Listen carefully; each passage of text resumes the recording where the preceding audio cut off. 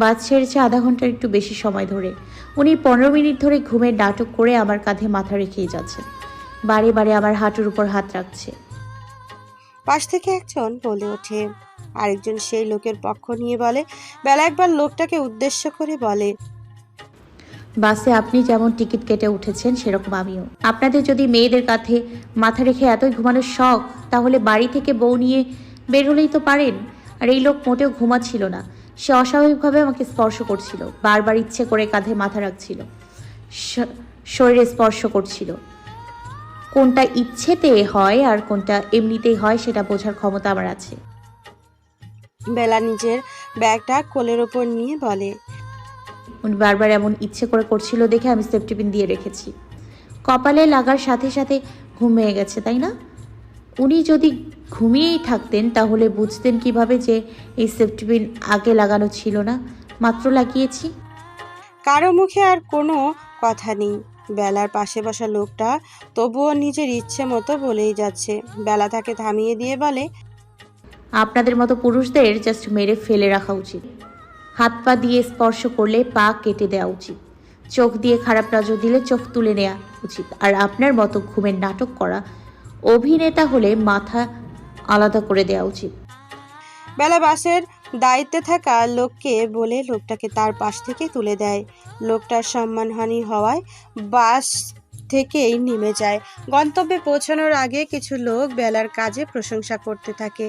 বেলার পাশে এসে বসা মহিলাটি বেলার গালে হাত দিয়ে মৃদু হেসে বলে, ওয়েল ডান বেটি। বেলা আদালতে পৌঁছে ওয়াহাজকে কলে পাচ্ছিল না। বাইরে রোদের মধ্যে দাঁড়িয়ে বারবার কল দিচ্ছিল বেলা। ওয়াহাজ তবুও কল রিসিভ করেনি। উপায় না পেয়ে বেলা ফারাজকে কল দেয়। রিং হতেই ওপাশ থেকে কল রিসিভ হয়ে যায়। ফারাজ বলছেন? হ্যাঁ বলছি। রায় কত দূর? রায় শেষ। মানে এত তাড়াতাড়ি? হ্যাঁ। কোথায় আছেন? আমার ভাইয়া কোথায়?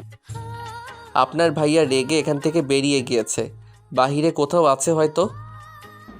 কলে পাচ্ছি না আপনাকে। আচ্ছা, কি ঠিক হলো বিচারে? সবাই ছাড়া পেয়ে গেছে। কি কি বলছেন আপনি? হাসপাতাল থেকে রিপোর্ট চেঞ্জ করে দিয়েছে। এটা অ্যাক্সিডেন্ট কেস বলে চালিয়ে দেওয়া হয়েছে। টাকাওয়ালার কোনো বিচার হয় না। হাসপাতালে থেকে কিভাবে রিপোর্ট চেঞ্জ করে দেওয়া হয়? আর নুসরাতের বাবা মা? ওনারা কারো সাথে কোনো কথা বলছেন না, হয়তো ভয় দেখানো হয়েছে। কোথায় আপনি? আমি এই তো মেইন গেটের পাশের আমতলায় দাঁড়িয়ে। ওখানে দাঁড়ান, আমি আসছি। বেলা 5 মিনিট ধরে এক জায়গাতেই চুপচাপ দাঁড়িয়ে আছে। এত বড় একটা অবিচার কিভাবে হতে পারে সেটাই ভাবছে সে। পাশেই ফারাজ দাঁড়িয়ে আছে। কিছুক্ষণ পর নুসরাতের বাবা মা তাদের সামনে দিয়ে বেরিয়ে চলে গেল। একবার শুধু বেলার দিকে করুণ চোখে নুসরাতের বাবা তাকাচ্ছিল। বেলা একটা চেয়ারে বসে পড়ে। একে একে সবাই বাইরে চলে আসে। নুসরাতকে ধর্ষণ করা 3জন ছেলেকে একসাথে দেখতে পায় বেলা। চেয়ার ছেড়ে দাঁড়িয়ে যায় সে। 3জন ছেলের সাথে আরো কিছু লোক রয়েছে। পাশে থেকে একজন 3জনের মধ্যে একজনকে বেলাকে দেখিয়ে বলে। সাথে সাথে দাঁড়িয়ে যায় ছেলেটা। বেলার দিকে এগিয়ে গিয়ে গাল চুলকে হেসে বলে, 5 মাসের মাথায় প্রাক্তন স্বামী ধ্রুবর কাছ থেকে ফোন কল পায় বেলা। এই সময়টাতে প্রাক্তন স্বামীর কল পাওয়া হয়তো খুব একটা অস্বাভাবিক কোনো ব্যাপার না।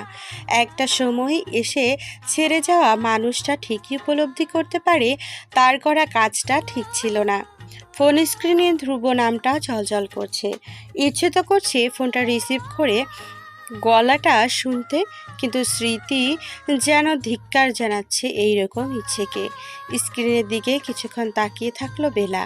কল যতক্ষণ না কেটে গেল সে ততক্ষণ দেখতে থাকলো।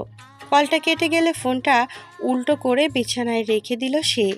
দরজা নক করার শব্দ পেয়ে বেলা গিয়ে দরজা খুলে দেয়। বাহিরে ওয়াহাজ দাঁড়িয়ে আছে। বেলা ভেতর থেকে বলে ওঠে, ভাইয়া কিছু বলবে? ভেতরে এসো। ওয়াহাজ ভেতরে এসে বিছানায় বসে। মাথা নিচু করে বেলাকে বলে, আমি তোমাকে যা যা বলেছি সেগুলো তুমি ভুলে যাও। তোমাকে আমি আর এসবে জড়াতে দেব না। আমার এখন মনে হচ্ছে আমি কাজটা ঠিক করিনি। আমি এসবের সাথে জড়িয়েছিলাম। আমি শেষ পর্যন্ত থাকব। আর তাছাড়া এখানে কম মানুষ নেই। আমি আমার বোনকে বিপদে ফেলতে চাই না। বেলা চুপচাপ তার ভাইয়ের কথা শুনছিল। সে নিজের প্রথম অধ্যায়কে এসব থেকে বেরিয়ে আসতে চেয়েছিল। শ্বশুর বাড়িতে থাকতে শুধু তথ্য জোগাড় করে দিত হয়তো তাকে, আর তার জন্য কিছু টাকা পেত সে। তার মনে হয় প্রতিটা মানুষের উচিত নিজের সাথে ঘটে যাওয়া অন্যায়ের শাস্তি দেওয়া, যেমন তার মা করেছিল। বেলা তার ভাইয়ের কাছে গিয়ে বসে, নিচের দিকে তাকিয়ে বলে, ভাইয়া, তোমার মনে আছে আম্মা যখন ছোট মায়ের ভাইকে শাস্তি দিচ্ছিল তখন তুমি কত খুশি হয়েছিলে? আমাকে একা পেয়ে যখন ওই মামা আম্মার সাথে বাজে ব্যবহার করেছিল তখন কিন্তু আম্মা নিজেকে রক্ষা করেছিল, দা দিয়ে হাতের খানিকটা কেটে দিয়েছিল। তারপর ধীরে ধীরে যখন সব কিছু জানাজানি শুরু হলো, আমাদের শৈশব নষ্ট করে আম্মা নিজে মরে গিয়ে বেঁচে গেল। আমার জীবনের প্রথম নারীকে হারিয়েছি। এখন আর তোকে হারাতে চাই না বোন। আমি আজ বুঝতে পেরেছি এ সমাজের সব কয়টা মানুষ ভিতরে ভিতরে পশু।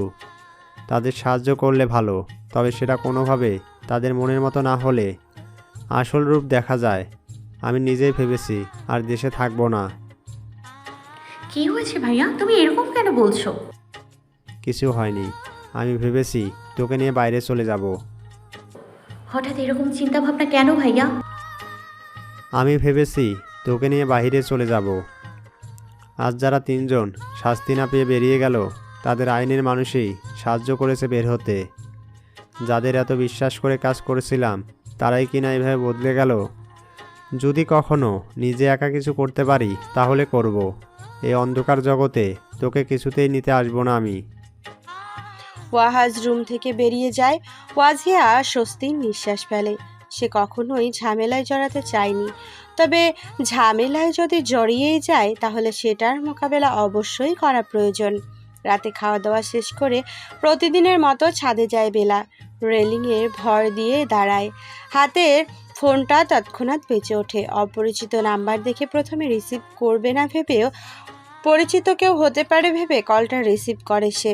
ওপাশ থেকে কোনো সারা শব্দ না পেয়ে নিজেই বলে ওঠে, আসসালামু আলাইকুম, কে বলছিলেন? ওপাশের ব্যক্তি তখনও নীরব দেখে বেলা আবারও বলে ওঠে, চুপ করে আছেন কেন? কল দিয়েছেন কি মজা করার জন্য? আমি ফোন রাখছি। তড়িঘড়ি করে ওপাশ থেকে জবাব আসে। প্লিজ কল কেটো না। বেলা বুঝতে পারে এটা ধ্রুবর গলা। শান্ত গলায় বলে, কল দিয়েছেন কেন আপনি? তোমাকে খুব মিস করছিলাম বেলা। বিষয়টা হাস্যকর হয়ে গেল না? হয়তো হলো, তবু সত্যি কথাটা বললাম। তুমিও হয়তো চেয়েছিলে আমি তোমাকে কল করি, তার জন্য এখনো নম্বর চেঞ্জ করোনি। লিসন, এটা আমার ব্যবহার করা প্রথম নাম্বার। সবার সাথে যোগাযোগ এই নাম্বারে। আমার কোনো পিছুটান নেই। আপনার মতো পুরুষের জন্য তো একদমই না। দ্বিতীয়বার যোগাযোগ করার মতো ভুল আর করবেন না। বেলা প্লিজ শোনো। যাকে ভালোবেসে বিয়ে করলেন তাকে দিয়ে চলছে না এখন? সে তো খুবই সুন্দরী। আপনি যা চেয়েছিলেন তাই হয়েছে। আপনার বউ ছিলাম তখন আমি, তাই আপনার ইচ্ছেটা পূরণ করেছি। এখন আমি আপনার কেউ না। আমি আপনাকে ওই সময়টাতেও চেয়েছি যখন আপনার কেউ ছিল না। এমন একটা সময় এলো যখন আপনি ছাড়া আমার কেউ ছিল না। আপনি আমাকে ছুঁড়ে ফেলে দিলেন। বেলা দীর্ঘশ্বাস ফেলে আবার বলে, ভালো হবে আপনি আর কখনো আমাকে ফোন না দিলে। নিজের চরিত্র আর খারাপ করবেন না। বউকে ভালো রাখুন। বেলা দেরি না করে কল কেটে ফোন বন্ধ করে ফেলে। খোলা আকাশের দিকে চেয়ে রবকে কিছু বলতে থাকে। পেছন থেকে কেউ ভারী গলায় বলে ওঠে, আপনি এখন ছাদে? বেলা পেছনে তাকিয়ে দেখে ফারাজ একপাশে দাঁড়িয়ে সিগারেট খাচ্ছে। ভ্রু বিস্তৃত করে বলে,